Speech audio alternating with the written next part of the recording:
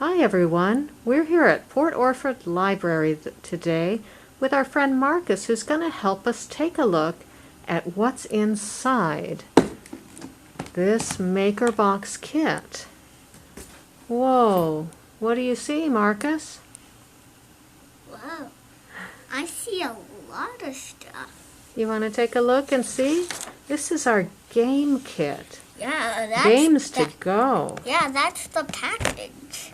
So do you want to just take a look and show us some of the things that if the kids borrow this is what they'll get to take home and play with their families. Here's a whole book of games. This one's called Spin and Play Animal Games.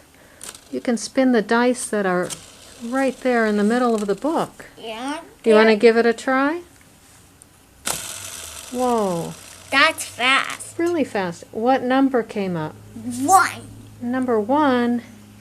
So then we'd have to take our game piece and move along the game board until we got to the end. Do you know where the number 100 is?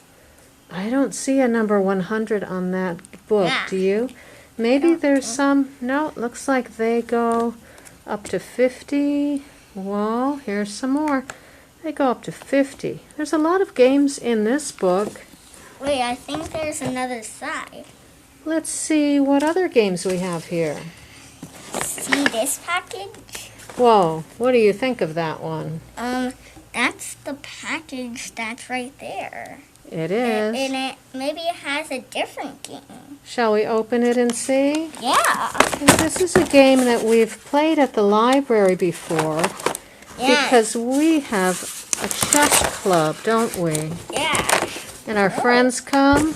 But right now, because a lot of our friends are staying home, we don't get to play all the games.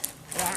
But if you check out this game kit from the library, you'll get all of these. You'll get card games, a rock game, a chess game, a Scrabble word game, and that whole book of games to play. Yeah, and there's also books around here.